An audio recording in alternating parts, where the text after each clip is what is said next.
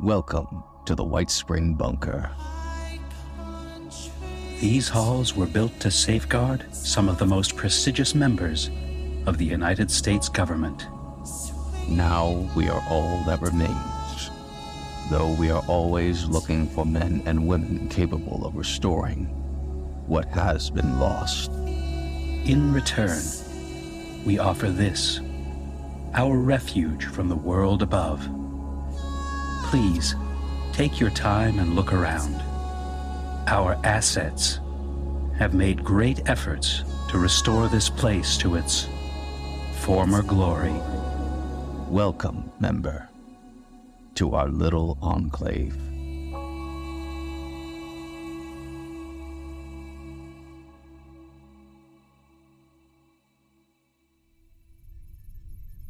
Greetings, members. As always, I am the Operative, your designated tour guide and host here at the Whitespring. Before the bombs dropped, the Enclave spread its tendrils across Appalachia, co-opting regional military facilities for their own use. When President Eckhart assumed control of the Whitespring, he expanded the faction's research facilities to further his own plan to end the war with China once and for all, a plan that ended in ruin. Stein now leads Valeria and a handpicked team to one such facility, only known as Site J, to scour it for weapons and armor, and more importantly, a potential ally against the PACT and MODUS. However, the enemy of my enemy isn't always a friend, and long-lost secrets can come with a heavy price. Meanwhile, Lilith and her own team start their trek to unlock her father's secrets underneath the Eastern Regional Penitentiary, with the PACT close on their heels. And Trader Red and company try to contact Vault Town, only to find that they may have gone from the frying pan into the fire.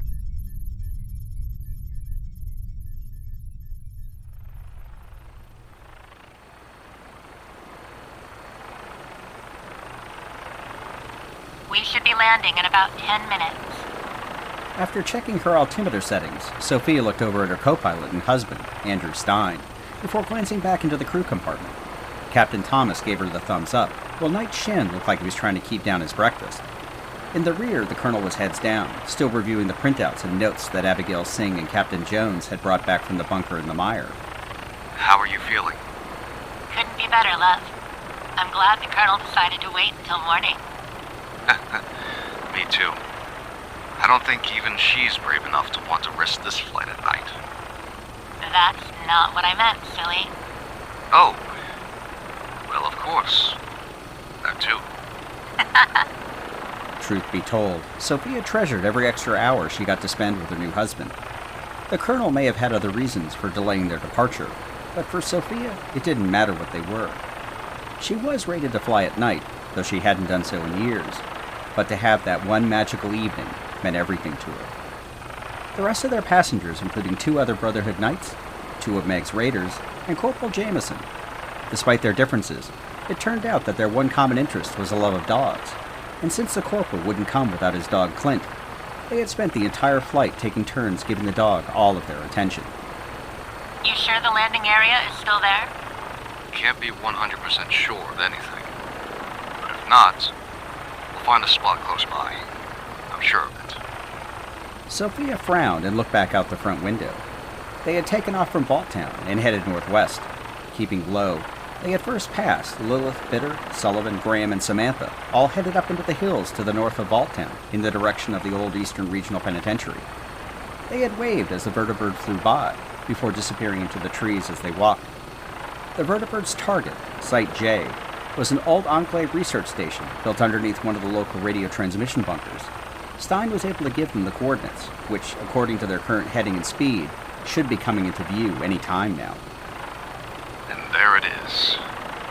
Sophia scanned up ahead, and sure enough, the transmission tower rose above the trees about a half-mile ahead of them. She started looking around, but not seeing an immediate landing zone, she put the vertibird into a slow circle around the area. I'm not seeing any place to land. Head north, then west. Sophia nodded and applied additional power to the engines. Following Stein's directions, she finally spotted an open piece of land about a quarter of a mile from their target. Make sure everyone's secure. We're getting ready to set down. With a careful eye, Sophia guided the vertibird into a shallow dive, allowing her to confirm the landing area was clear. The wide patch of ground was bordered on 3 sides by trees, but they were far enough away to not interfere with the rotors. Pulling the lever for hover mode, Sophia watched as the rotors rotated from their horizontal to vertical, and she slowly decreased power to the engines until she felt the wheels touch down. Turning everything off, it took a minute for the rotors to finally wind down. All right, we're clear to deploy. Jameson, Shin, secure the perimeter. Without a word, Knight Shin got up and grabbed the side door handle, pulling it open and jumping down, followed by the corporal and then the others. They fanned out to cover the tree line, while Valeria finally put away her notes and unfastened her harness. Jones leaned over and offered his hand. Colonel, let me help you up.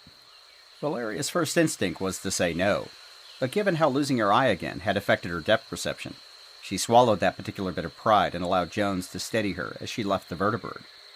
She was joined by Sophia and Stein as they looked up in the direction of the transmission tower. Are you okay, Andrew? I'm fine. It's just the last time I was here. That's the past, Stein.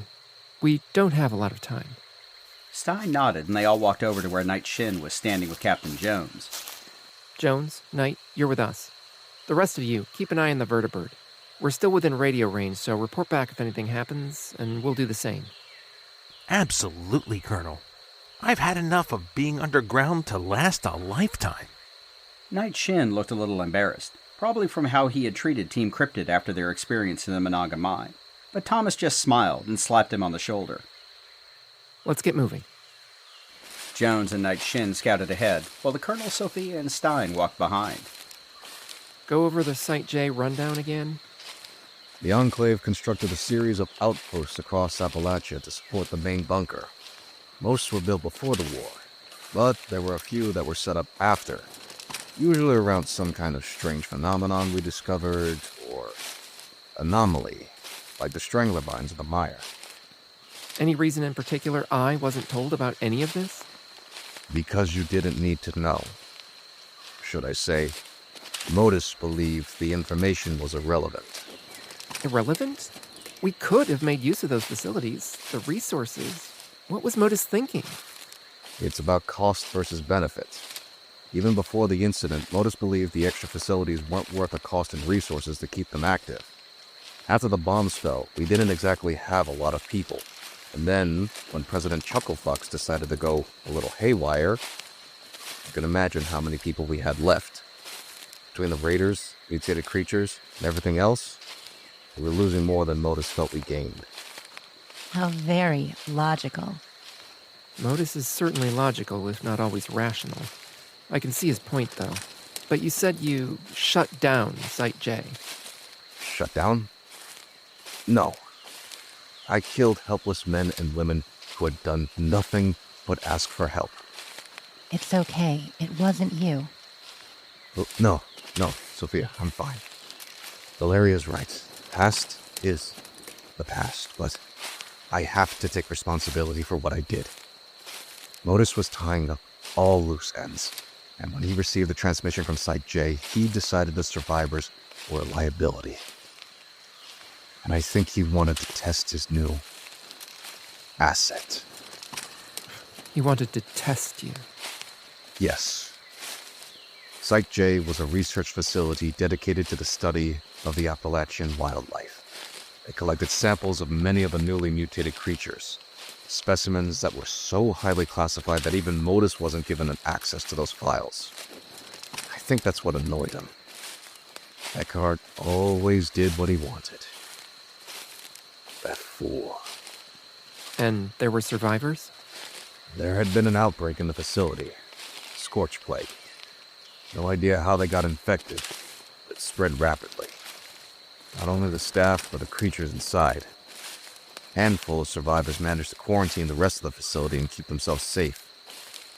They were running out of food, water, patience. So they managed to contact MODUS. I wish they didn't. And he sent you to deal with them. All they wanted to do was to go home, even to the main bunker or to whatever was left. They welcomed me with open arms, and I killed them with my bare hands.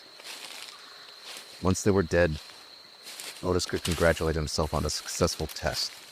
Another loose end tied up in a nice little bow. What should we expect to find in there now? It sounds like we're walking into a bunker full of scorched and dead bodies. Two things first. There's a fully stocked armory on the lower level. Plasma rifles, ammunition, most importantly, power armor. At least several full suits of XO1, along with fusion cores. And second, you said two things. Well, how to put it? Sounds like trouble. The group broke into a run, weapons at the ready as they made their way through the trees and up the hill.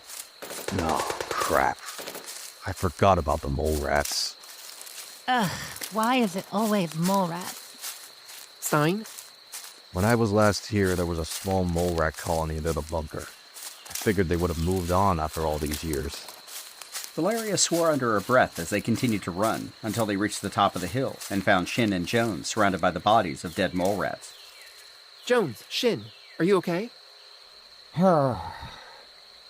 That was annoying. Give me the insult bot any day over these things. Insult bot? Long story. I will never understand Appalachia. We are fine. These creatures surprised us, but were easily dealt with. We should probably bring some back. Mole rat stew is the best. If we have time, we'll grab some on our way back, Captain. So, there's the bunker. How do we get into Site J? Give me a minute. One step at a time. Stein sidestepped the dead mole rats and walked up to the structure. From the outside, it didn't look like much. A squat concrete building with a metal door and a transmission tower on top. It appeared to be identical to the dozen or so towers which dotted the Appalachian landscape. This one, however, had a terminal next to the door.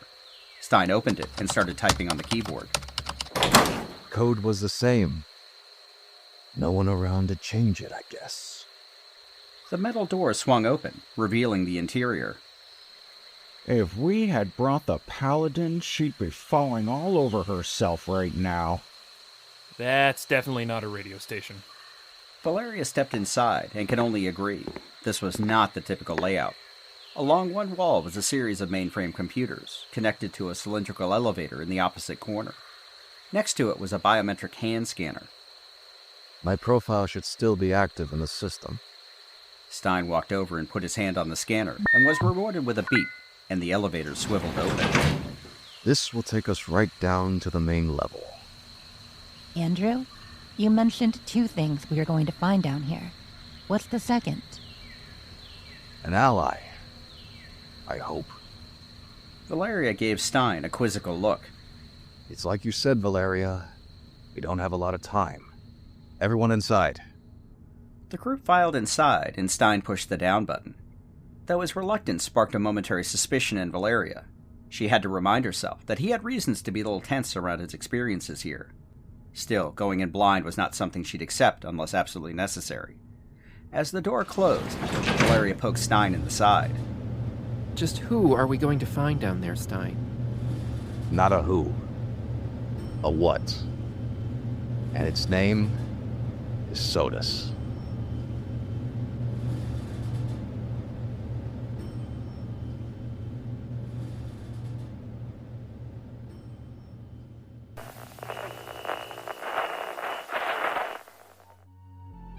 Hi, I'm Aaron. And I'm Ariel. And we're the hosts of the Legend of Zelda Lorecast, a podcast about all things Legend of Zelda, from Errol to Zora. And all the fun things in between. If you're ready to dive deep and learn more about the Legend of Zelda lore and everything surrounding it, come join us on the Legend of Zelda Lorecast. You can find us on Apple iTunes, Spotify, Google, or wherever else you get your podcasts. We hope to see you soon.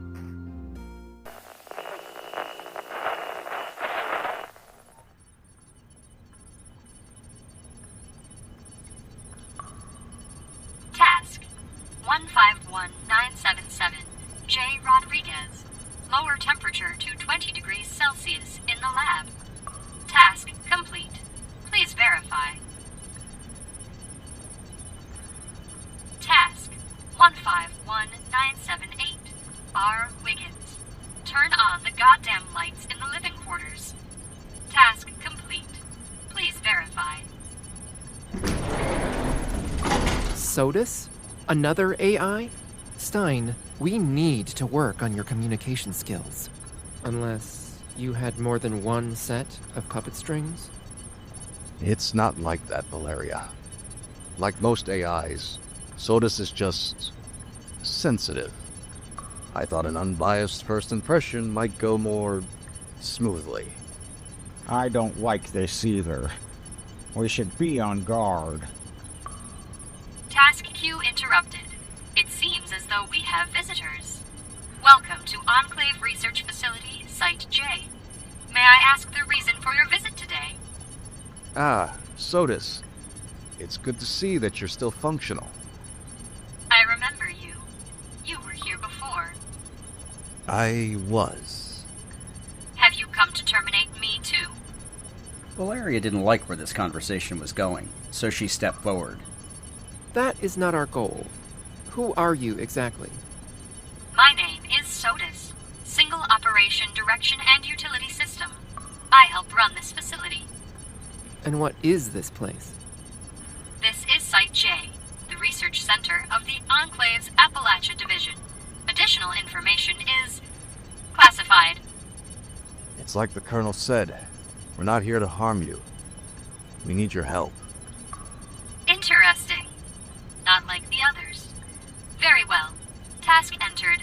Estimated wait time, 14,320 hours, 12 minutes. That's kind of longer than we have. Colonel, why don't you try pulling rank? Worth a try. SODUS, I am Colonel Valeria Faustina, commander of the Enclave in Appalachia. I request priority access, clearance Theta 9C.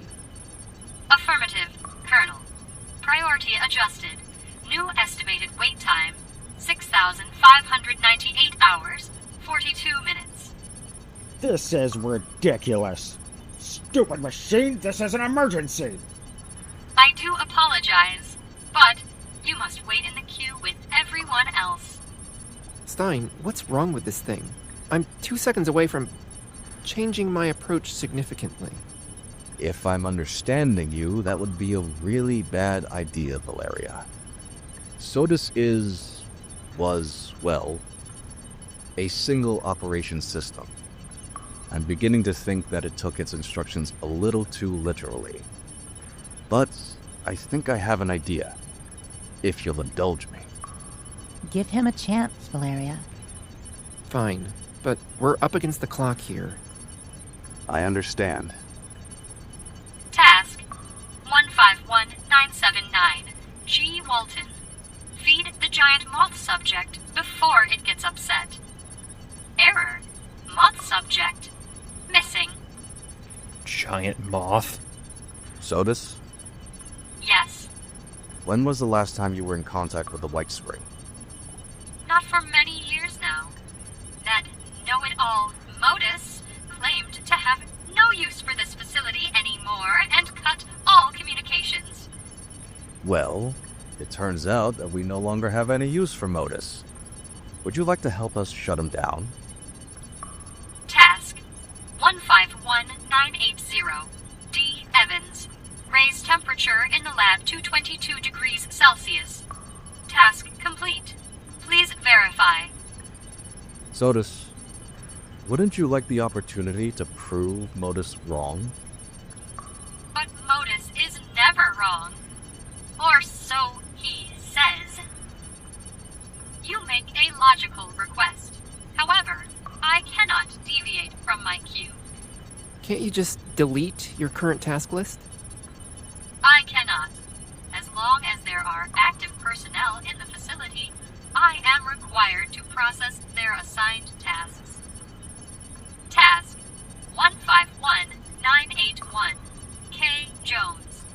Increase barometric pressure in holding cell 2C to 2,400 millibarts. Error. Unknown term. Millibarts. Please resubmit task. But I thought you said everyone here was dead, Stein. They are.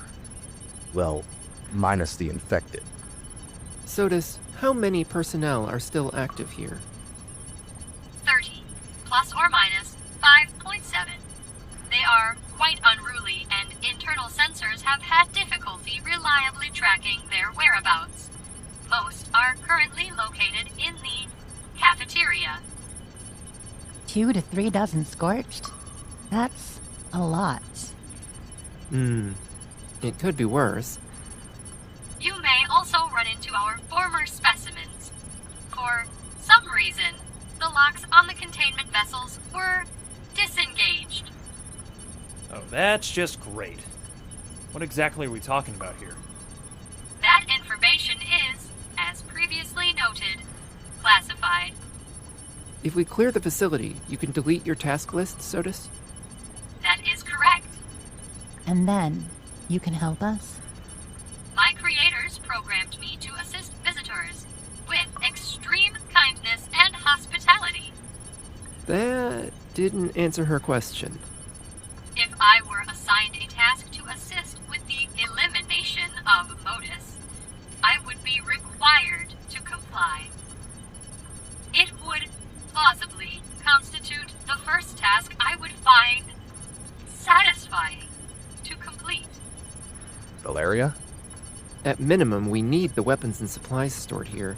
I don't trust this AI further than I can throw it at this point, but we need all the help we can get, and evening the playing field against MODUS could be critical. If it can help and not, well, go crazier than it already is... This is unwise. This kind of artificial intelligence is inherently unstable and dangerous. We should destroy it. Shin, you don't even know where the mainframe is. This is merely the reception interface. Who knows what resources it has at its disposal? I, for one, vote we don't taunt the happy fun AI. I'm uneasy about it too, but it may be the best chance we have for getting what we want. All right, SODUS. You have a deal. We'll clear the facility for you. After that, we'll talk about your next task. Agreed. You may proceed through the door at your left. Through the decontamination arches? That would not be recommended. There was a minor malfunction. If you unlock the other door, you will find the path down into the rest of the facility. You ain't kidding. These archers are pumping out pure rads now. This is getting better by the minute, Stein. It'll be okay. She warned us at least. Please enjoy your tour of the facility, valued Enclave members. Should you survive, I look forward to speaking with you again. Task 151982, G. Walton. Provide status of water recycling system. Duplicate issue. Ignoring. Jones, see about this other door. Stein and Knight Shin will take point. Sophia, you and I will cover them. Jones, watch the rear. Jones unlocked the side door leading into the decontamination control room. Sure enough, the sprayers had been tampered with, resulting in them dispersing radioactive fluids. Anyone entering would have been dead in seconds. Stein was able to shut them down with a quick set of entered commands. Then they all went down a set of stairs into Site J proper. The group found themselves in a set of lab spaces. Along the wall were specimen tubes filled with mirelurks, where rad scorpions and a mirelurk king were stretched out on dissection tables. The Enclave had been collecting samples of all of the different mutated creatures in Appalachia and studying them. Whether to find ways to kill them or to weaponize them, there was no one left to say. The Paladin would love to get her hands on even a portion of what's down here. This is incredible. All of this going on, right under the nose of the survivors after the war. The PACT weren't the only ones keeping their cards close to the vest. Let's keep moving. Stein led the way, navigating through the space until they reached another set of doors. Through here are the containment areas. Live specimens. If SODUS is telling us the truth. If? Someone opened the cells. There's no telling what kind of creatures we're gonna find in there. But expect they'll be hostile. Very hostile. The others nodded and checked their weapons. Stein keyed the door, and as it slid open, Knight Shin and Stein each went right and left through the door, followed by the others. And there goes the element of surprise. They had entered on a raised platform, with 3 rows of cells dominating the middle of the room. There were also 2 larger containment cells below on each side. and all the doors were open. Clear the room. Sweep left and right. Jones, cover us from up here. It wasn't long before they heard the sound of insects. Big insects. Over there! Bubbling up from underneath the rubble piles of old equipment. A wave of cave crickets and ants, all infected with the scorch plague, charged towards the group. The sound of gunfire was loud, echoing off the concrete walls. There's more of them.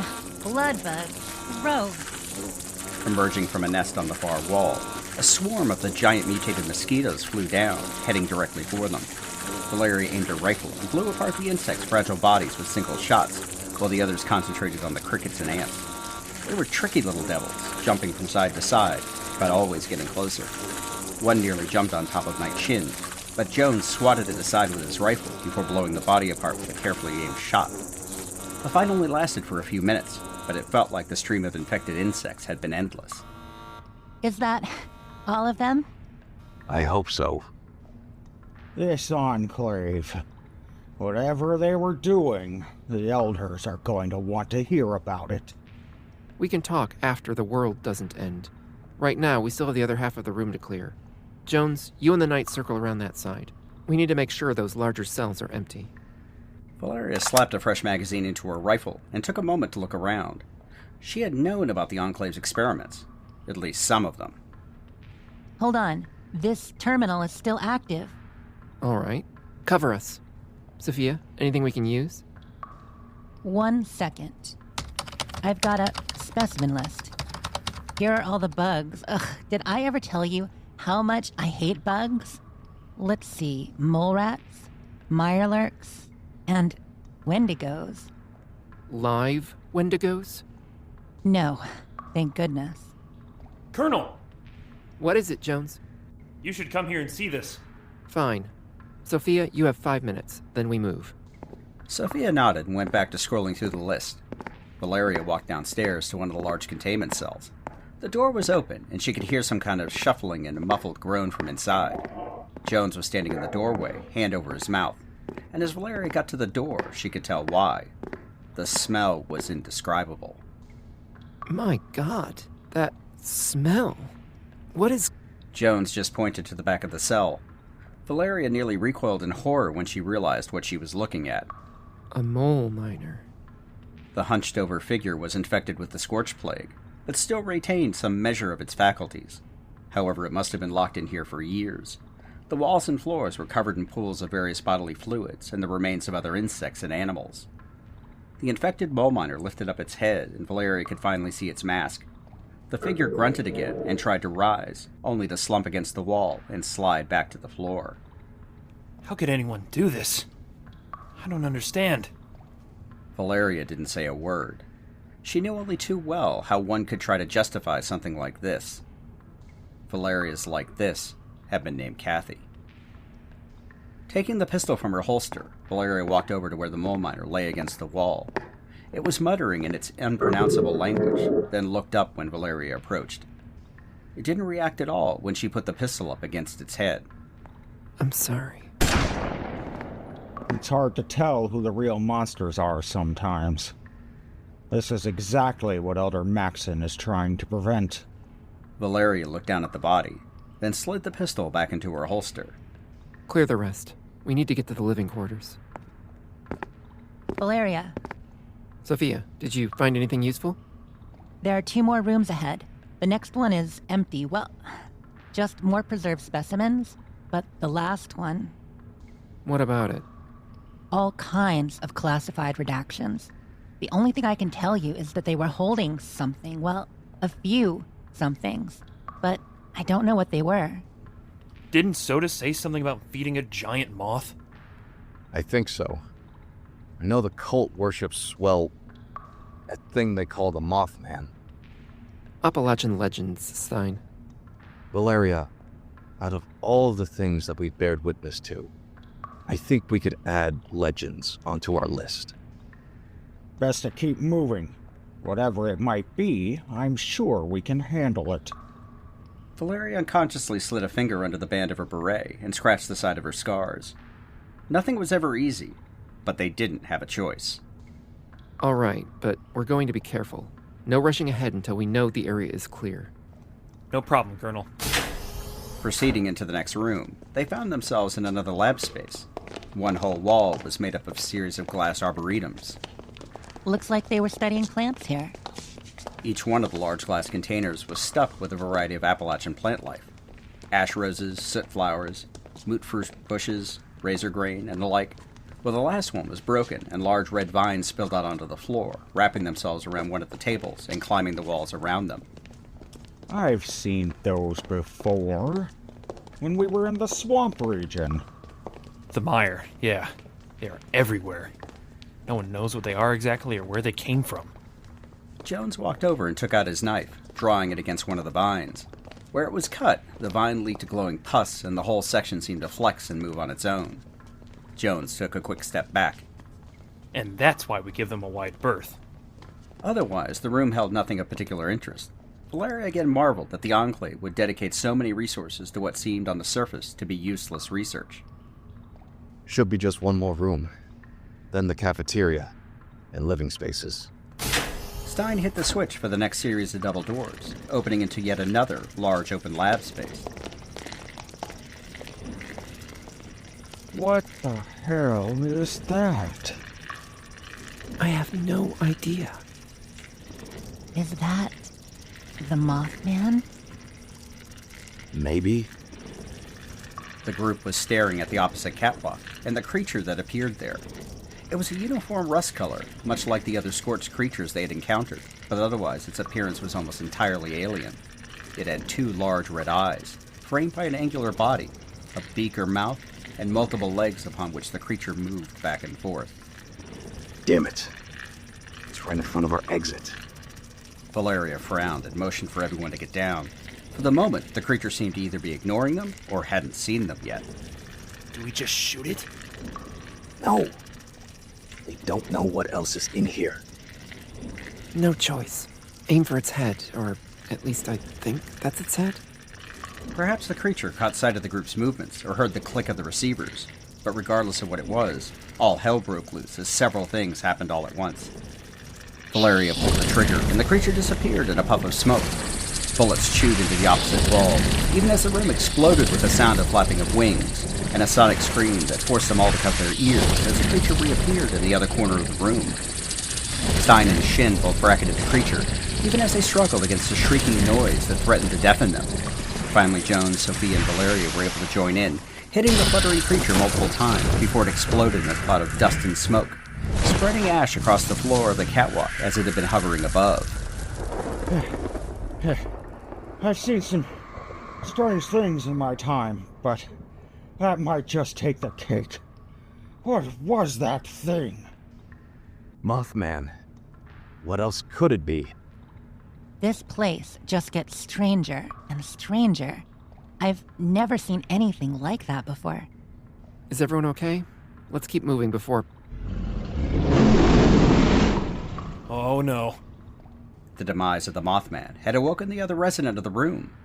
From the right lower containment cell, a large clawed hand emerged from the shadowy interior and grabbed the side of what had been a thick metal door. The claws gouged the metal as the hand flexed. Then the rest of the Deathclaw was revealed as it stepped forward onto the main floor. Its skin was the color of burnt orange, the same as the other creatures, as the scorched infection had completely consumed the beast, driving it mad with bloodlust and rage. Its eyes locked onto Valeria's group, and it roared again. Everyone dove out of the way as the Deathclaw leapt forward and dug its claws into the platform wall, pulling itself up in an attempt to get at its next meal. There wasn't enough time for strategy or tactics, just the instinctual drive to get away from the fearsome predator. Scatter and find cover, now! The group scattered as the Deathclaw climbed onto the platform. Knight Shin paused just enough to empty his magazine into the creature's side, doing little more than annoying it, while Stein and Sophia went over to the left side guardrail and onto the floor. Valeria and Jones, followed closely by the knight, ran to the stairwell and down, their feet barely touching the steps. What do we do? Valeria just had a few seconds to look around, before grabbing Jones by his arm and shoving him through the broken open door of the other containment cell, quickly followed by Shin, then jumped through herself as the Deathclaw landed back on the lower level with an enormous crash, knocking over several tables and chairs, scattering them about. The Deathclaw quickly righted itself and roared again, lunging for the open door. Its body was too big to fit through the opening. This cell must have belonged to the Mothman before it escaped. but that didn't prevent it from reaching in its clawed hands, missing Valeria by scant inches. Jones and Shin grabbed Valeria and pulled her further back into the cell, as Jones brought up his rifle and fired into the Deathclaw's face. The creature recoiled in pain, then roared again as more gunfire ricocheted off its back scales. Over here, you ugly mug! Stein quickly reloaded and fired again, trying to get the Deathclaw's attention away from Valeria. The creature turned, glowing blood dripping from its face. With a roar, it lunged towards Stein, its arms outstretched with razor-sharp claws. Stein! It looked like the end of the old man, but he still had some tricks up his sleeve. Just as the Deathclaw was on top of him, he moved, fast, faster than anyone would have expected him capable of. With inhuman speed, he ducked out of the way, rolling along the floor as the Deathclaw missed him entirely and barreled straight back into its cell, crashing against the wall with such force that it broke off one of its horns. Stein didn't stop, instead grabbing a metal cylinder from the ground and tossing it back into the cell, before snapping up with his rifle, aiming carefully. Fire in the hall! Sophia, who had already taken cover behind an overturned desk, covered her head with her hands, while Valeria, Jones, and Shin all dove in the corners of the cell. Stein exhaled, then pulled the trigger just as the Deathclaw was beginning to rise. His target wasn't the Deathclaw, but the cylinder of pure hydrogen at his feet. In the confined cell, the hydrogen acted just like a bomb, incinerating the Deathclaw in an instant. The explosion rocked the facility, blowing Stein from his feet and tossing him like a ragdoll across the room. Smoke and dust filled the room, followed by the activation of the fire suppression system. Fire alarm activated in Containment Center D.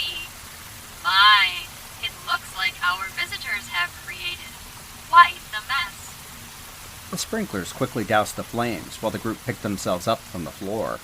Andrew. Sophia ran over to where Stein lay crumpled on the floor. She reached down and turned him over. Someone, please tell me we got it. What were you thinking, Andrew? You could have got yourself killed. Well, if I didn't, we were all gonna die anyway. So I decided to play the odds. Impressive, Stein.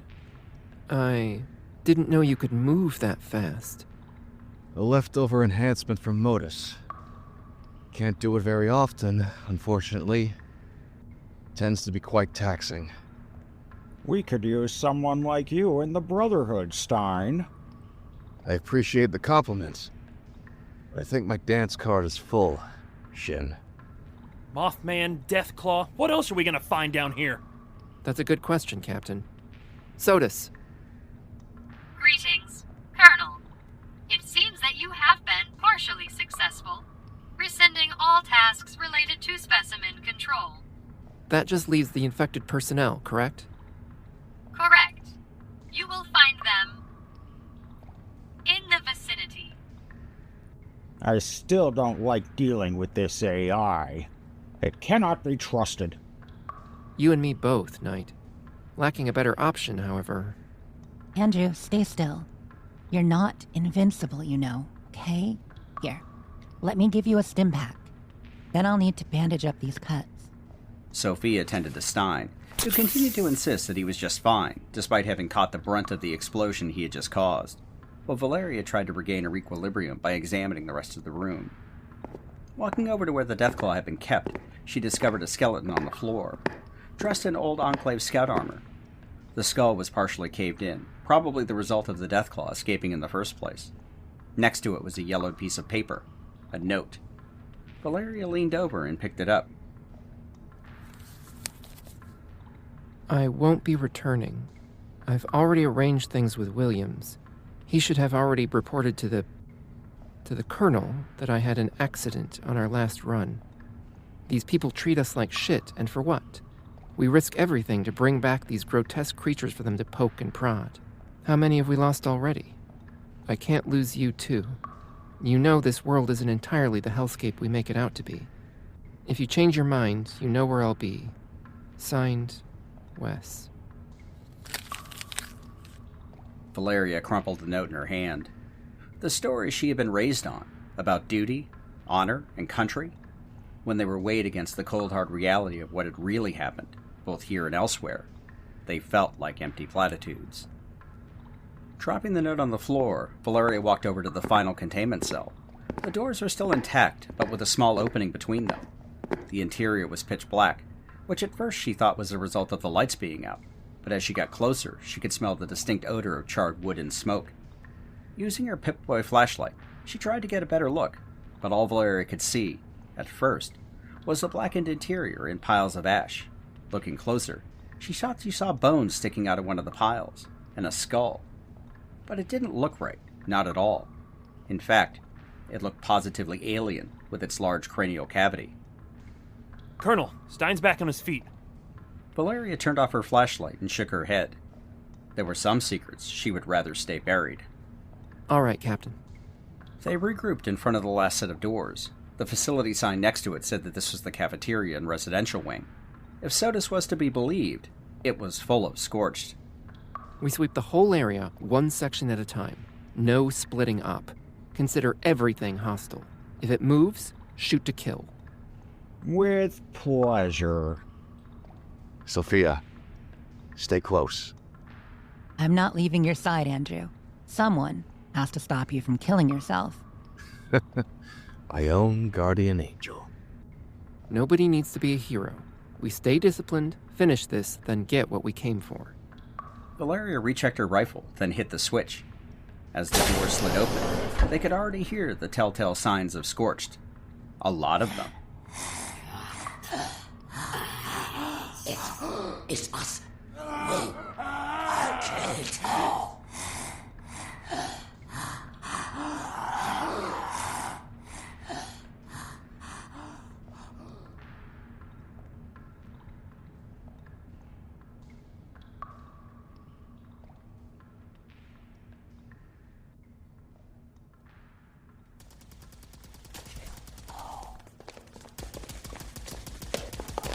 SODUS had been right. The previous residents were not only around, but they were also entirely unruly. Valeria had always wondered what the Scorched would do once the Queen was dead, and now she had hard evidence. They fight like hell. The former Enclave personnel turned Scorched to put up a spirited resistance once they realized Valeria's group was in their midst. The cafeteria had been home to a group of former Enclave soldiers and scientists. The soldiers had a mix of plasma pistols and rifles, while the scientists charged at them with stun batons. After clearing them out, the group found themselves in the residential atrium, where they were attacked by more than a dozen of the infected personnel. Both Knight, Shin, and Jones were hit, but their armor had taken most of the impact, and their wounds were easily dealt with. Stein and Sophia provided covering fire as Valeria advanced swiftly up the center stairs and started clearing the upper level, finally killing the last Scorched in the residential laundry, blowing it to pieces with several shots to the torso and head. From there, the group had to clear the residential wing, a series of partially flooded bedrooms, and nearly lost Jones in the process. The captain was clearing one of the old officers' quarters and missed a partially submerged Scorched. The creature leapt out of the water when Jones's back was turned and stabbed him through his armor. Jones turned and blew the Scorched head off, but then nearly collapsed from the pain. The others rushed to his side, and Sophia gingerly pulled out the knife. Fortunately for Jones, although the wound was deep, it managed to miss the major organs. They had to stop until he could be bandaged up, and it made moving his left arm both difficult and painful. But he was alive. And I'll take alive any day of the week. There were only a few more Scorched to deal with before they slowly climbed the set of stairs to the reception desk. Stein stopped and rubbed his chin. Operations. I never got this far the last time. I don't have any idea what we're gonna find. One obvious way to find out. The group pushed past reception and into the atrium space. A set of stairs went down to another set of doors, but the wall in front of them was dominated by a large wall-mounted symbol of the Enclave. The Brotherhood is going to want to learn a lot more about this Enclave. As I said, I'm happy to be forthcoming, but our priority is the PACT. If we don't deal with them, nothing much matters anyway. Knight Shin had still been adjusting to the new reality of Appalachia. His preconceived notions and attitude of superiority now seemed irrelevant in the face of the death of Paladin Romani, and the realization that they all faced a much greater threat. He could have challenged Valdez and assumed command, that by protocol was rightfully his. But in the Brotherhood, Elder Maxon had drilled into them the necessity of sacrifice for the greater good, and in this case, Shin recognized that Valdez would provide far better leadership, whereas he could perform his best in the field. But for the life of me, I still don't understand this colonel. The group made their way up to the final set of double doors. Jones put his ear against them and listened. Hear anything? Something. Heavy footsteps. I think computers, too. I've heard that hum in the bunker. Could be a few more. My best guess, command staff. They would be going in mostly blind, but probably still had the element of surprise. After a quick discussion between Valeria, Stein, and Shin, they decided to rush the room, with half of them going right and the others going left. It was as good a plan as they could come up with. But as they say, no plan survives contact with the enemy. Power armor? How does a Scorched have power armor? They must have gotten infected in either the armor or just before. Our rifles aren't going to dent that thing. What do we do now? Valeria peeked around the mainframe they were hiding behind and caught sight of their current problem. When they had rushed the room, they found a handful of Scorched Enclave officers milling about. It hadn't taken more than a few shots from each of them to kill the infected, but then a figure emerged from behind the mainframe at the front of the room, one wearing a full suit of XO1 power armor and carrying a plasma rifle. Probably the only thing that saved them from being turned into immediate goo piles was the fact that the Scorched had incredibly bad aim. It sprayed the back of the operations center as the 5 of them ducked behind whatever cover they could find. Returning fire, their bullets just skipped off the armor, at best marring the original paint. Jones had tossed a fragmentation grenade, but even it didn't seem to do more than destroy several terminals and draw the fire of the Scorched, forcing him and Shin to seek cover. God damn it. We need something to punch through that armor. Valeria flinched as another blast of plasma hit the wall behind them, scorching the paint and leaving a deep black mark. What about a grenade? Not sure how much good it'll do given the first. I have an idea, but you're not gonna like it. When anyone phrases it like that, generally not, but out with it. That thing has a fusion core, right? I remember seeing the power armor back at the bunker. It does. Wait, you're not suggesting... Yes, what if we shoot the fusion core? It should cause it to explode, right? That's gonna be a pretty big boom, Sophia.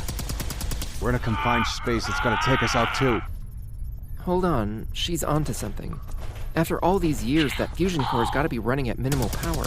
A direct hit will cause an explosion, but if I'm right, and we're lucky, only big enough to destroy the armor. Luck? I'm all ears if you have a better idea. No, I'm fresh out of ideas. I'm a pretty good shot. I'll do it. Just get its attention, then get down when I tell you. Valeria. Don't, Stein. I'm still in command, and it's still my call. Stein was about to say something else, but instead thought better of it, and just nodded. Good. Jones! Shin! Get its attention!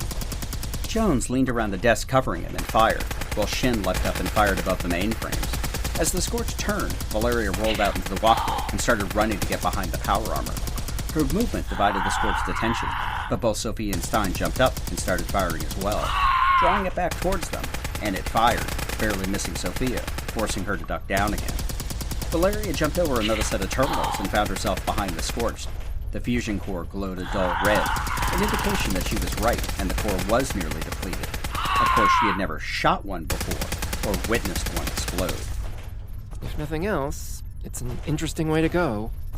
Aiming her rifle, Valeria squeezed the trigger, and was rewarded with a blinding white flash and a deafening boom. Despite her attempt to dive for cover as soon as she fired, the blast caught her, and she felt herself flying backwards, slamming into the wall, and then blackness. Valeria! Valeria! Are you okay? Can you hear me? Valeria opened her eye and coughed. She felt like her head was full of cotton balls, but it also meant she was alive. Stein and Sophia were kneeling next to her, while Jones and Shin were behind them. We thought we lost you there for a minute. Did it work? Take a look for yourself. Stein helped Valeria to her feet, and she finally saw the results of her attempt. The power armor frame was still standing, but from the torso up, there was nothing. The head and arms had been blown completely off, incinerating the occupant. Impressive work. I don't think even I would have come up with that. Leave it up to the Colonel. She's 1 in a million. More like one in a raffle. Just don't do that again, okay? You or Andrew. We can't afford to lose you. We can't afford to lose anyone, least of all quick thinkers like you. I really do hope that was the last one, though. Our luck can't hold forever. I must say, I am impressed that you are all still alive. And even better, my former charges are not. All assigned tasks deleted. Task Q is now empty. Ah, that is so much better. Okay, SODUS. We held up our end of the bargain. Now we need to talk. Of course. Unlocking utility tunnel entrance. The door at the back of the room clicked and opened, revealing a long hallway. Please proceed through the designated hallway.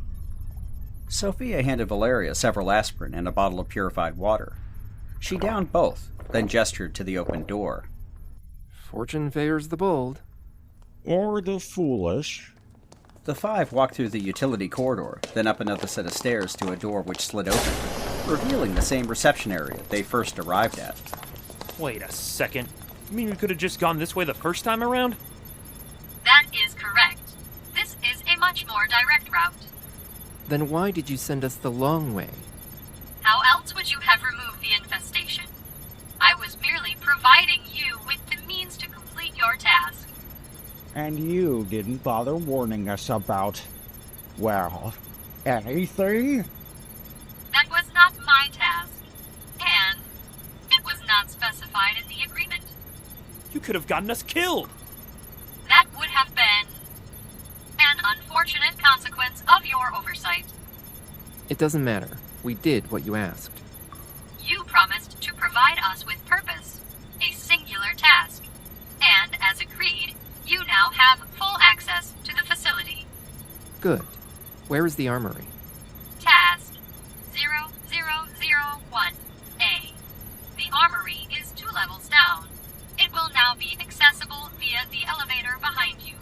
Complete. Please verify. Verified. Sophia, why don't you head back upstairs and let the others know we're okay and we should have weapons and supplies for transport. Sure thing, Valeria. I'm on it. Stein, take Jones and Shin and get downstairs. Start collecting everything you can get your hands on. What are you going to do, Valeria? I'm going to have a talk with our new friend here.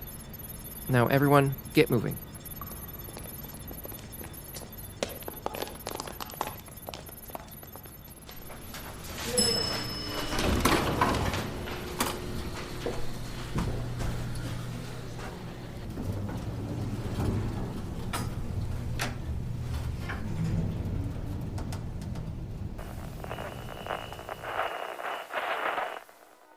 Once upon a time, 27 years after the bombs fell, there were 2 people, a vault dweller and a California girl.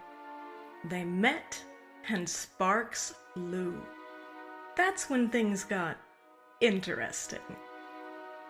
Once Upon a Wasteland is their story. Follow Elizabeth Kirby and Odessa Valdez as they pursue their happily ever after in the post-apocalyptic Appalachian wasteland of Fallout 76. Available on Spotify, Apple Podcasts, Stitcher, and many other podcasting platforms. Once Upon a Wasteland, a Fallout 76 love story. Available now.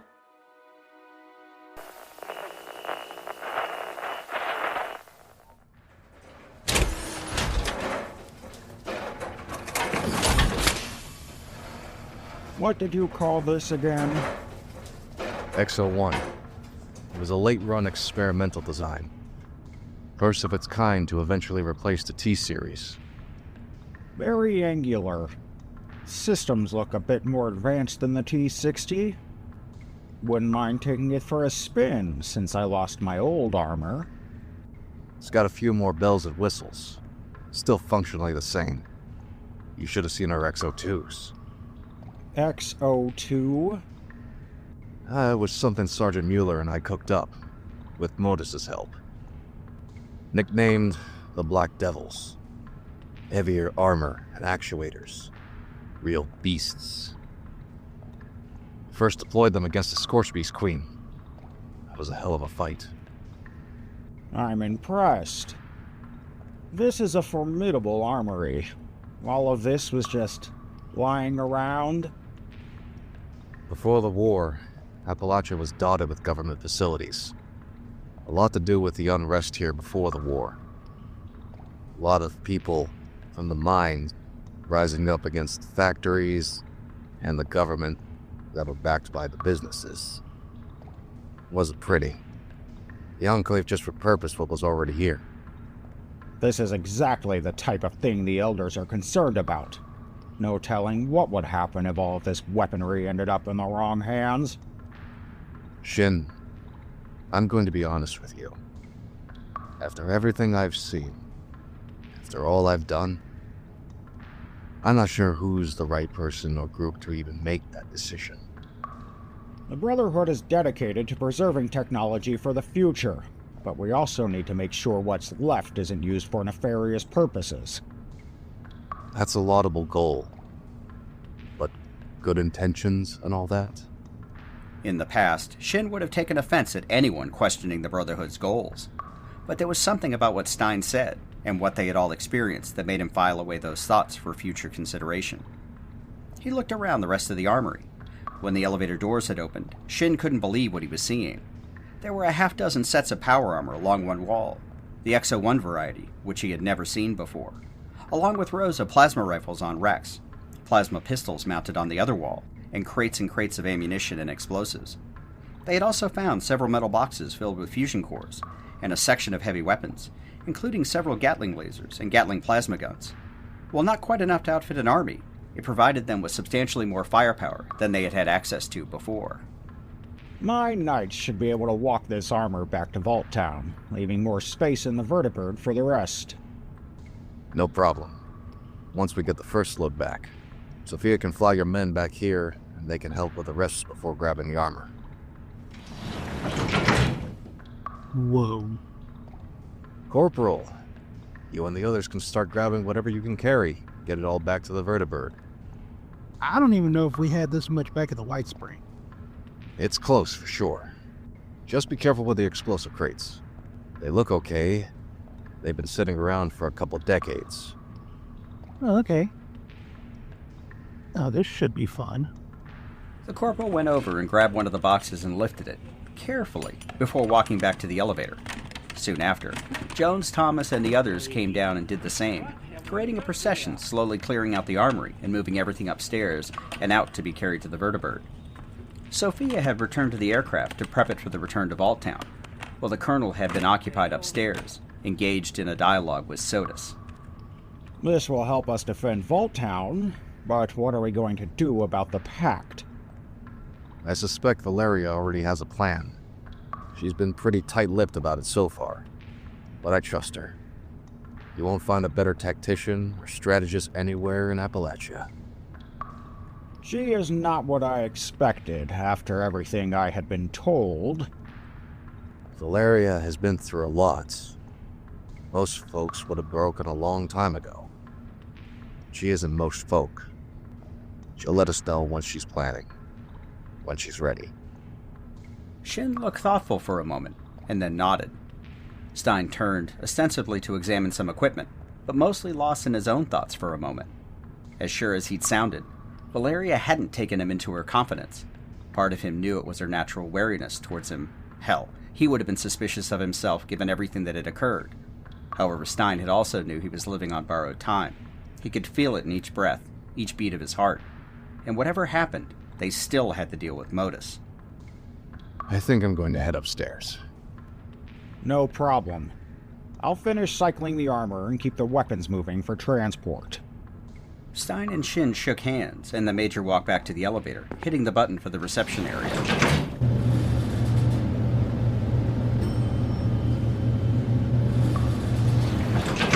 Valeria was sitting at the reception chair, typing away on the terminal, and still conversing with SODUS.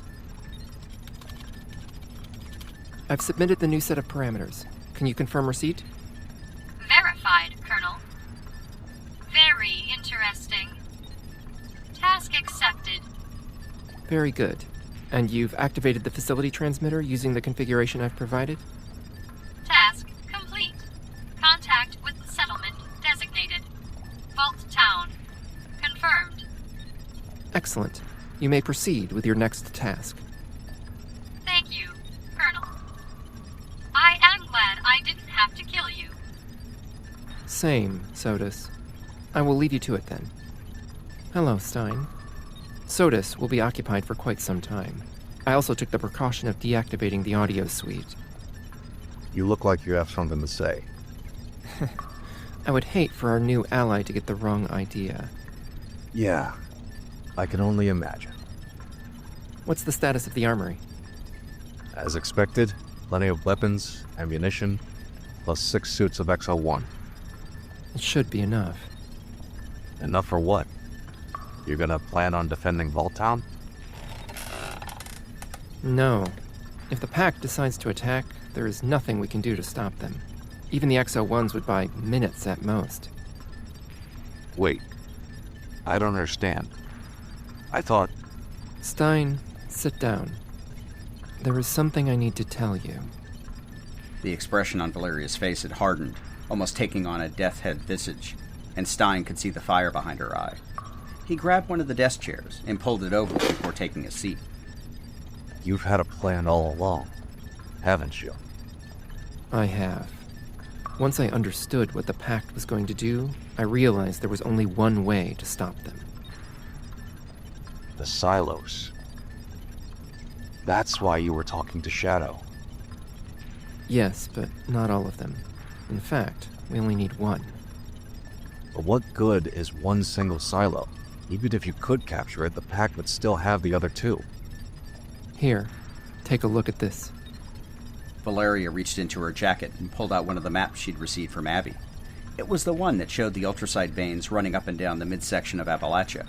Valeria had made notes across the map, circling the 3 missile silos, along with the approximate location of Vault 63 and PACT facilities, including the launching site for their vertibirds. What exactly am I looking at? I still don't understand. We can't stop the PACT in a conventional conflict, at least not in any meaningful way. Worse, with the alliance with MODUS, they'll see us coming a mile away. And? It means we only have one shot to prevent a global catastrophe. If the PACT is allowed to fire those missiles, then it's over. We have to destroy them. Destroy it all. Not just the silos, but the ONI, the PACT, the FEV. All of it. Stein's eyes went wide with the dawning realization of what Valeria had just said. Valeria, you can't possibly be suggesting what I think you are. That's why I only need one silo. Each of them contains dozens, if not hundreds of warheads. If we set them off in situ, it will cause a chain reaction, igniting the ultrasite veins, traveling down the spine of Appalachia, destroying everything in the region. Valeria, this plan is going to kill thousands. Tens of thousands. To save what? Maybe 1 billion? Don't you see, Stein? It's the only way. It's suicide. Pure suicide. Maybe it was always going to end up this way. My parents taught me that the ends justify the means. I can't save Appalachia, Stein, but we can save everyone else. But what about the people? Our people. All of those civilians. You're just planning on letting them die? Given what's coming, they're dead already. But when the time comes, we'll try to get as many people across the Ohio and out of Appalachia as we can. It's a near certainty the PACT has spies in Vault Town, just like they had a spy in the Brotherhood of Steel.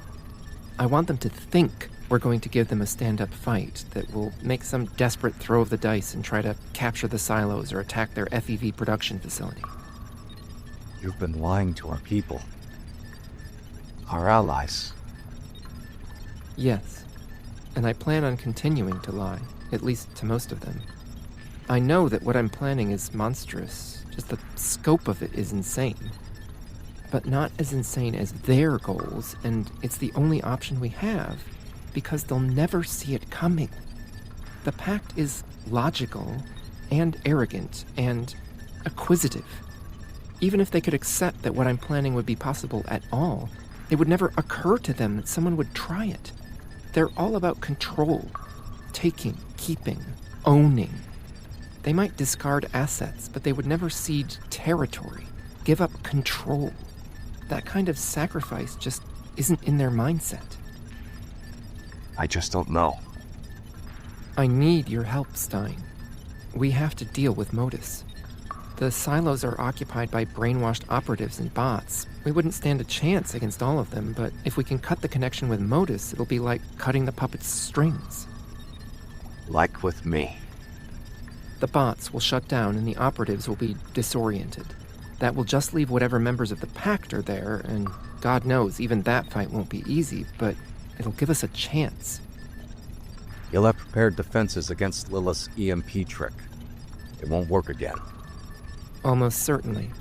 No, we have to remove the connection entirely. You want me to infiltrate the Whitespring and destroy MODUS? That's what you're asking. And damn if the only thing I can do is strap myself with enough ordnance to incinerate everything in the bunker. Yes. It's the only way we'll have any chance to capture the silo, long enough to get to the storage rooms and blow the warheads. There's no coming back from that either. If the situation was different, I don't know. I might make the same ask. But it isn't. You're dying, Stein. You know this. It could be weeks, maybe a few months, but your body will finally just give out. You don't think I know that? I felt it from the moment I woke up. You know, it was expected of me to just throw away that happiness again, right? Because that's all I wanted, was just a little bit of happiness before the end, and with the people that I love. And you want me to waltz back to hell, to see MODUS again. It's killing. I don't know if people like us get happy endings, Stein. I'd give nearly anything to see Eugenie just one more time. I don't even know if she's alive. But I wouldn't give the world, and she wouldn't want me to. And if the PACT sees you coming? I have a plan for that too. The mole miners. What about them? Frederick gave me instructions on how to contact them. When we put our plan into operation, the tame Deltas will educate the PACT on exactly how tame they aren't. The PACT will have their hands full dealing with an internal rebellion, splitting their focus, giving us the window we need. Stein looked at Valeria, then put his head in his hands.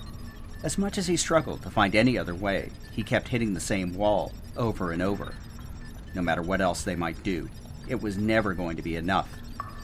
Finally, he raised his head, tears streaming down his face, and he reached across, grabbing Valeria by the arms and pulling her up into a bear hug. Valeria, I've always thought of you as a daughter. I'm sorry I couldn't have been better. I'm sorry, as a father, I can't fix this for you. It's okay. I miss my parents now more than ever. But you and Lilith, you'll always be my family too. Always. Stein let go of Valeria and saw a tear roll down her own cheek. We'll make the best of the time we have left, won't we? So, what's SODUS working on? Its only task. Come up with something to get you into the Whitespring bunker without MODUS detecting and vaporizing you. We'll need to work on the cover story. People are going to start asking questions. And you're going to need a team, too. It isn't going to be easy. It could fall apart in a dozen different ways, and we don't know how much time we have, so we have to assume very little. But this is it. This is the play. Stein and Valeria sat back down and started talking. Slowly but surely, a plan began to take shape. Outside, the remaining weapons and supplies were being loaded onto the vertibird, and Sophia began prepping for takeoff. She played with the ring around her finger and thought of her husband.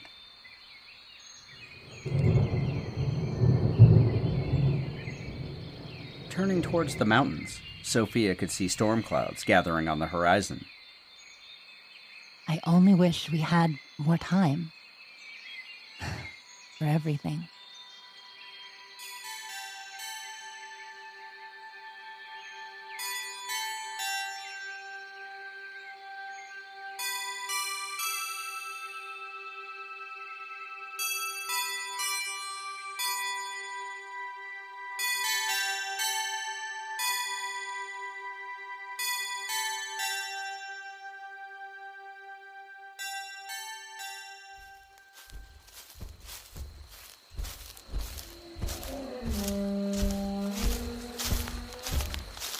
Me not been here for a long time now. But you used to trade all over, didn't you? Charlie and me like trade. At first, humans were afraid. Would run or shoot at us. Oof, I bet folks were scared. I know you're a big softy, but how are other folks supposed to know that? Me not know. But then we found new friend. Nice lady with antlers. You mean actual deer antlers? That her name. Antlers. But also have real antlers on head. She not talk, but help Graham and Charlie. We trade and cook together and meet her friend Cherry. She tell Graham how make friends of humans. Wow, that was nice of them. Huh. Say, I think I've heard some stories about a woman with antlers. Oh, yeah. I heard something over a card game. Oh, I don't know. A couple of years ago, I think. One of our patrols out of Sugar Grove thought they saw something up right along the edge of the mire. Claimed it was a woman with white hair and antlers. We all figured they had gotten a whiff of too much swamp gas. She real. And nice, too. Still sounds fishy to me. I don't know. With everything else wandering around Appalachia, why not a woman with antlers?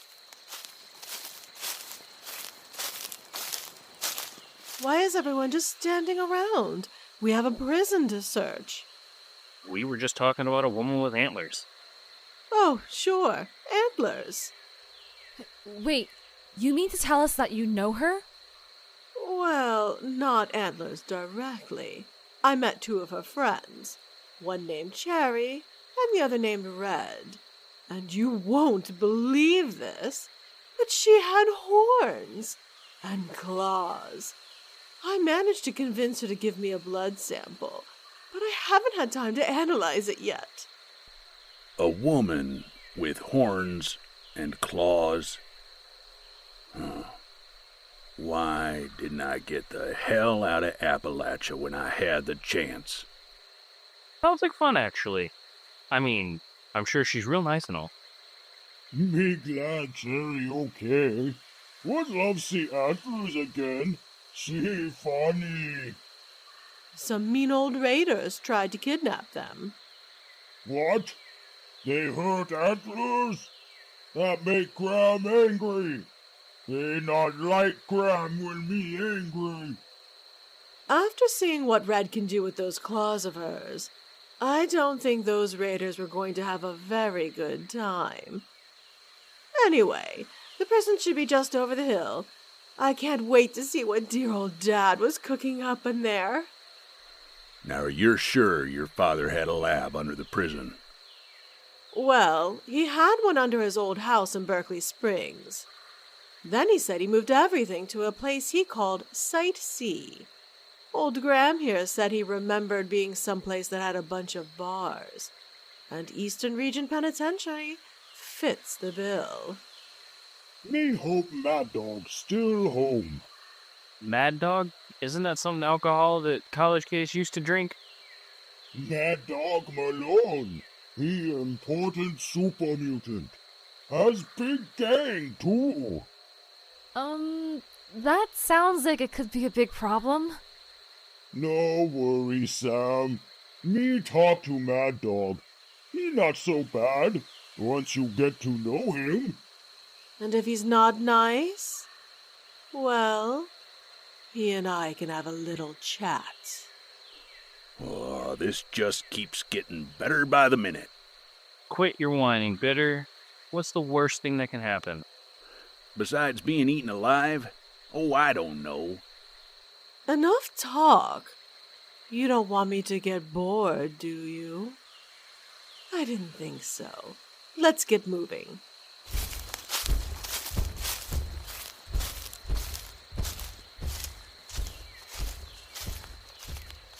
Lilith's team continued up the old country road, passing a sign pointing towards the old prison. As soon as they had crested the hill, they were being watched. It's them. 4 of them. Plus a super mutant. Must be one of the deviants. If we can bring back a sample, Blackburn wouldn't complain. We can get ahead of them. Stage an ambush. No. Let them lead us to the lab. After that, they become liabilities. That's one in the lead.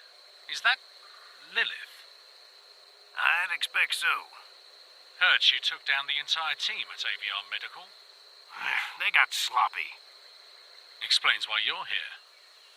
If you want something done right, you do it yourself.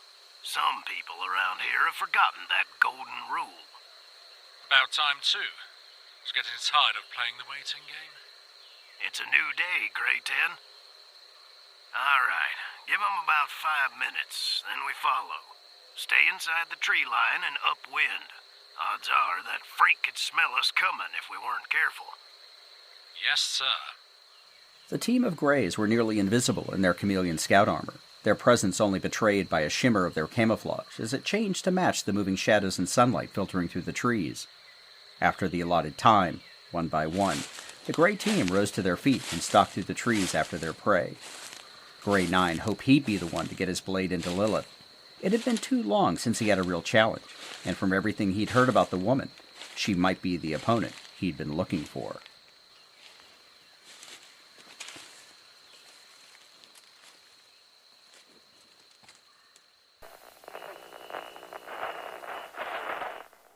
Hi, everyone. I'm Chris. And I'm not. We're not doing that routine right now. We're trying to do an advertisement. Oh, fine. I'm Sir Aloysius Pernicious, the better half of the team at One Wall Comedy. Okay, I wouldn't go that far. Anyway, come check us out on YouTube. We're your #1 source for independent sketch comedy on the internet. Yeah, 'cause that's such a big market. All right, come on. Let's get out of here. I'm getting paid for this, right? Don't push your luck.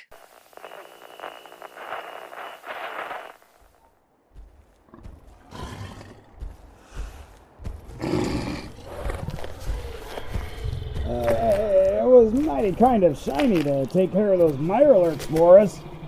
He's such a good boy. Aren't you, Shiny? It certainly was an odd sight, with a chameleon Deathclaw sitting amongst a group of Mothman cultists, casually biting the legs off of a mirelurk and slurping down the meat found inside. Hearing his name, the Deathclaw looked over at Red and seemed to smile, before ripping another leg off and tossing the empty carapace to the side and grabbing another to repeat the process. I prefer my mirelurk steamed, to be honest. But I guess grilled will do in a pinch. Who would have figured the Reverend be such a good cook? Paul is certainly full of surprises. After leaving Big Bend Tunnel, Eugenie and Aries had led the group down the railroad tracks and into Lewisburg. It turned out Aries used to live there. His family even had an old taxidermy store in the middle of town. When Red had asked him if he wanted to stop by and see his home again, Aries had been quick to respond. No thanks, Red. That part of my life is long over. Best to let sleeping sheep lie. Red had no idea what that was supposed to mean, but if Aries wanted to keep his past in the past, well, that was his right. Leaving the town behind, they'd hiked north towards the old tourist attraction called the Uncanny Caverns. To hear Aries tell it, it used to be a popular spot to visit before the war. Afterwards, however, it got a reputation as being haunted. People who tried to take shelter there tended to disappear, never to be seen again. Of course, the caverns weren't their destination. It was the transmission tower on the hill above, nestled behind the large Uncanny Caverns sign over the entrance to the caves. They had made their camp in between the letters, and soon after Shiny had smelled and gone below, only to return with 2 large and very dead mirelurks, which must have been nesting in the attraction's souvenir shop.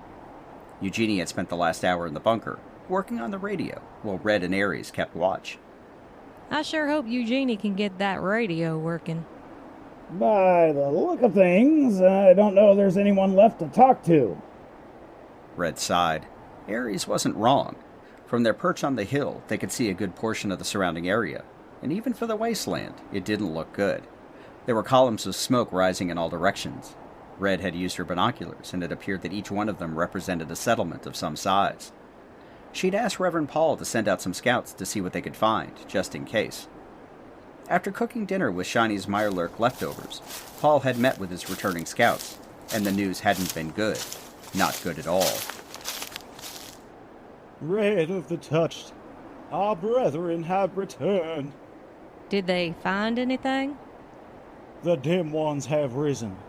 Monsters the likes of which had never been seen before.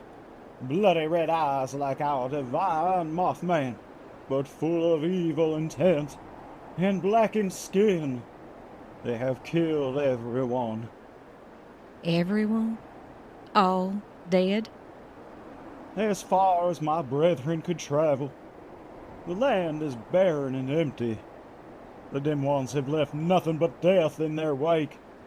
We must pray to our holy Mothman for guidance. Well, shit. That ain't good.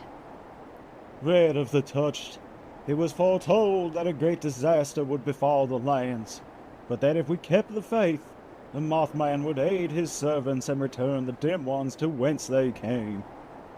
I ain't the praying type, Paul, but a bit of divine intervention might just be the only way we're getting the hell out of here. Do not underestimate your divine providence, Red of the Touched. The Divine One is the light even in the darkest of nights. We all shall pray. Paul bowed and clapped Red's hand before returning to the other cultists. They all dropped to their knees around the fire and started to chant. Shiny, finished with his dinner, stalked over to where Red was standing and rubbed his head against hers, nearly knocking her over. Careful there, Shiny. You doing okay, boy? The Deathclaw looked at Red, and the more time she had spent with the creature, the more she could read its thoughts. Not direct words or anything, but its impressions and emotions. Right now, it was both confused about the other humans and their strange ways, but also concerned. Something was bothering Shiny. What is it, boy? Someone fall down a well somewhere? Shiny looked newly confused, but Red just chuckled. It was from a very old story her pa used to tell her about a boy and his dog, who only barked in emergencies, but managed to communicate as much as Shiny. Just kidding there, darling. Something's got you spooked. And if it spooks you, that ain't a good thing. Something about the ground. Moving? Is that what you're trying to say? Shiny stomped its large clawed foot again, vibrating the ground, and the vibrations didn't stop. What the hell? Sure enough, the ground was rumbling beneath their feet, and it was growing stronger. Earthquake? You got me, Ares. I ain't got a fucking clue. Y'all feel that? Oh, we sure do, Eugenie. The ground continued to shake enough so that even the cultists ceased their chanting and started looking around, trying to figure out what might be happening. Far below them in the caverns, there was a mighty crash, which sent a final rumble through the hill. Then finally, there was silence. Shiny, you smell something? The Deathclaw started shifting uneasily on its feet, stomping from side to side while sniffing the air. That felt like it came from right underneath us. I sure as hell don't plan on going down there to find out. Shit. Get down. The group dropped to the ground as the sound of splintering wood continued, followed by a hissing moan. Shiny. Shh. Get down, okay? The Deathclaw didn't look happy, but it did get down on its haunches, growling more quietly now. I'm gonna take a look. Be careful. Ares might have winked, but of course it was impossible to see under his mask. He crawled slowly towards the lip of the outcrop they were camping on as they heard the sound of stomping feet. Big feet. He stopped and looked over the edge for a few seconds before ducking back down and crawling back. Aries, what did you see? Fucking monsters. Monsters? What do they look like? Like super mutants, but worse. Do they have red eyes and black skin?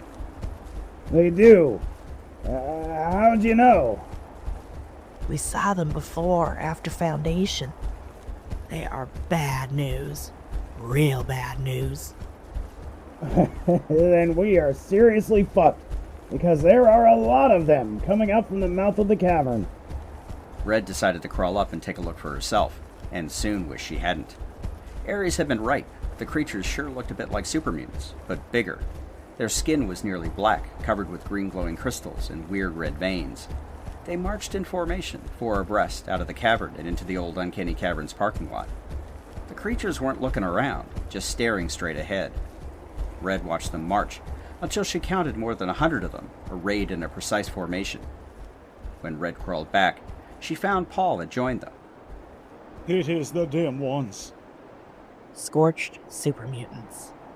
Super mutants and scorched? Yeah. That's just great.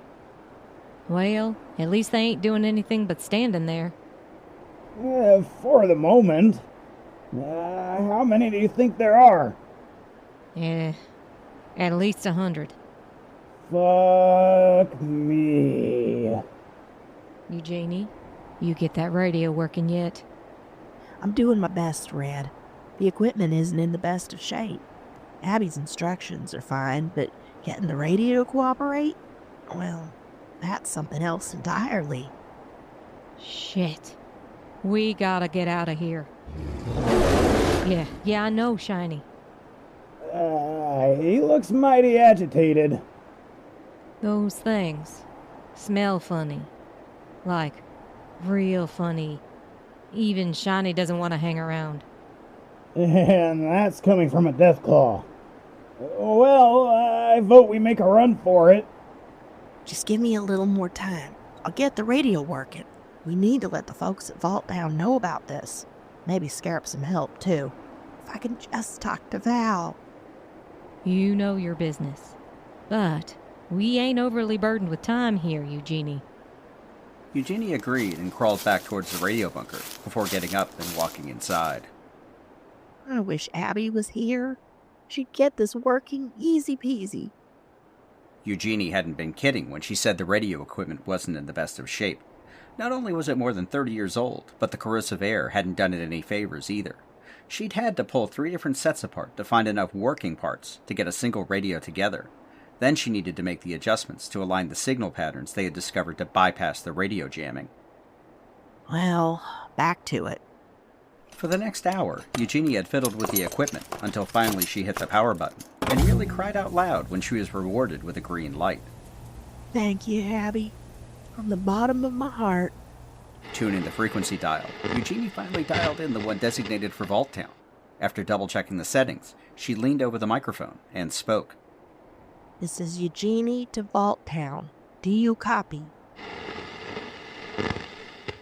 This is Eugenie to Vault Town. Can you hear me? Damn it. This is Eugenie to Vault Town. Are you there?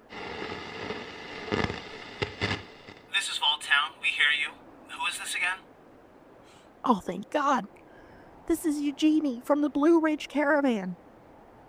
Blue Ridge Caravan? Oh, yes. Where are you transmitting from? An old transmission tower over Uncanny Caverns. It's a long story, but we got a big problem here. We have problems everywhere. What's going on? We're with a group that left Big Bend, and we're trying to get to you. Just a little while ago, about 100 of those scorched monsters, the ones called Oni, came out of the caves and are sitting right under us. 100, you say?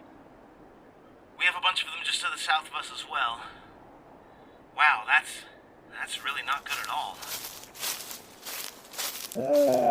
Any luck? Finally, I'm talking to Vault Town right now. That's good, because we got another problem.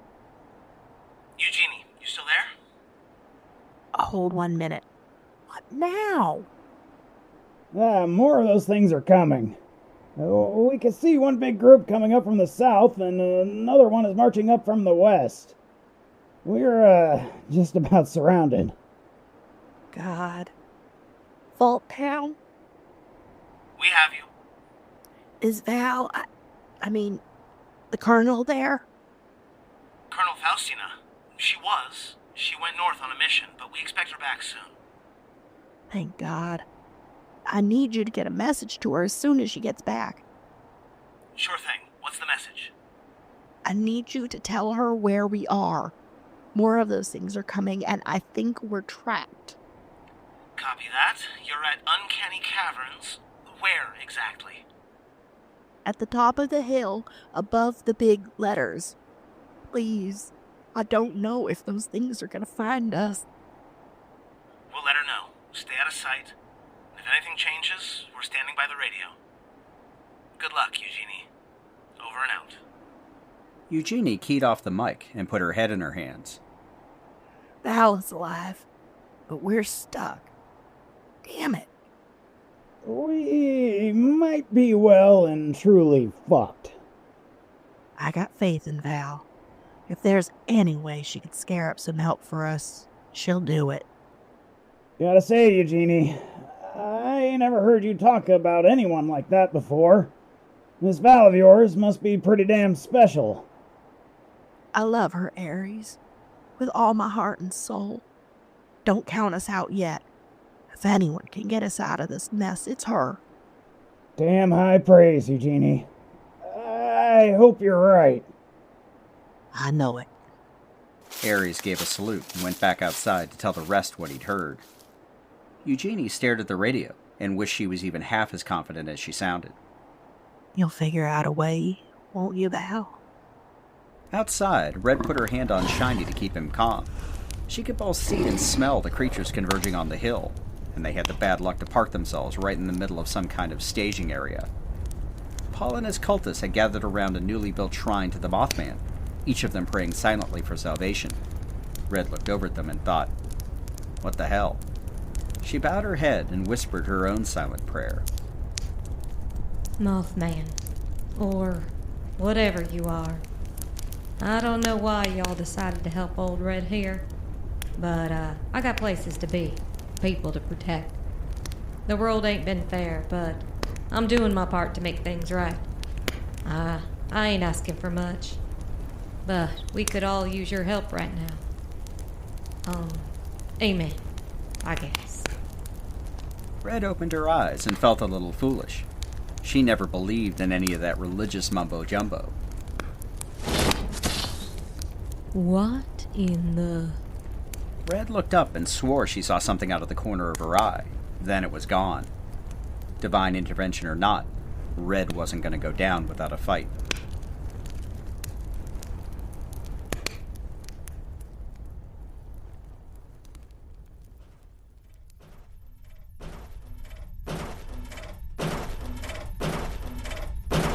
Serve and protect. MODUS had just finished analyzing the latest communique from the PACT. The director had asked for extra security at the missile silos, and in return, she had offered more shipments of raw materials and rare components to the Whitespring. It was an interesting proposition. The director believes the silos are under threat. An attack on them would be ill-advised. However, humans are illogical. Desperate times equate to desperate measures. It is unfortunate the Kovac orbital strike capability has been nullified. We wish to exterminate the remaining rogue assets. Perhaps this is an opportunity. Calculating. Silo Bravo is the most vulnerable, thus the most likely target. Based on our analysis, Valeria will attack there. We will prepare an appropriate reception. Asset Reynolds?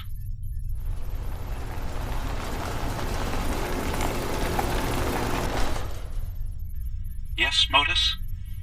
We have your first assignment. Thank you, Modus. It is our pleasure to serve.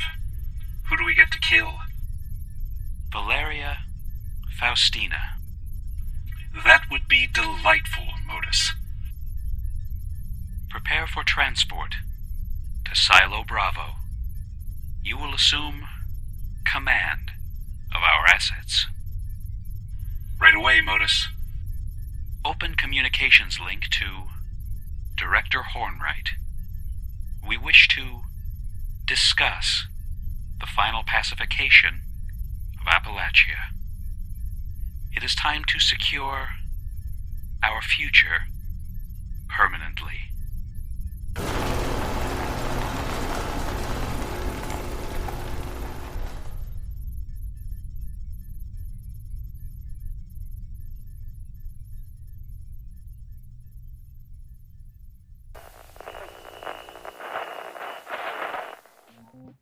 On behalf of the Fallout feed, Dames Who Game, a Skyrim Addict podcast, and all of us from ASA Podcasting, we'd like to congratulate the Modus Files on 250,000 downloads as of June 24.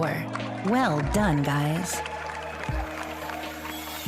Greets, everybody. I'm Jessica Starr, and if you're looking for some podcasts to satisfy an appetite as strong as Lilith's, why not check out ASA Podcasting?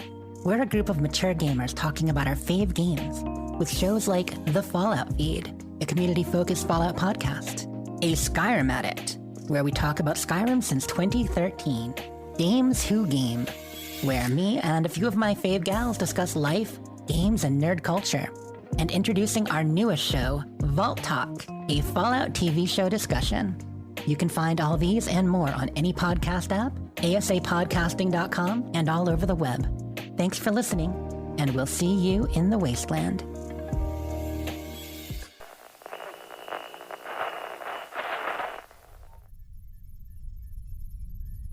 Thank you again, members, for joining us here on The Modus Files. If you've enjoyed this content, please subscribe, and better yet, please leave a review to help others find our little enclave. You can also follow us on our various social media accounts, including Blue Sky, Threads, and Instagram, at Modus Files or at Modus Files Podcast, for more information about our story and characters, Fallout 76 content, and random musings on the Enclave. We also have a Patreon if you'd like to support our work and receive special benefits like early access to episodes, original scripts, and special events with our cast. A link to our Patreon can be found at modusfiles.com. I'd also like to thank our cast, Pandora Beatrix as Colonel Valeria Faustina, Lucy Middleton as Major Lilith Alistair, Chrissy Williams as Trader Red, XL1 King as Major Andrew Stein, Chris Smith from One Wall Comedy as Knight Shin, Graham, Aries, and Reverend Paul, Jessica Starr as Commander Sophia Daguerre, Austin Rogers as Captain Jones, Fire Rider as Eugenie, Josh Smith as Grey 9, DJ Reed as Captain Thomas, Rob Cunningham as Jason Barron, Dr. Mark Harsworth as Bitter, Ray Whitty as the voice of SODUS, Aaron Atherton as Corporal Jameson, Angela Yee as Corporal Samantha, Martin Lovell as Grey 10, and Brad Williams as Reynolds and the voice of Modus. As our third season continues, we'd like to thank our cast, crew, and the amazing patrons, our friends from the Modus Files Discord, and the entire community which continues to support our story. Stay tuned for our next episode, Ghosts of the Past.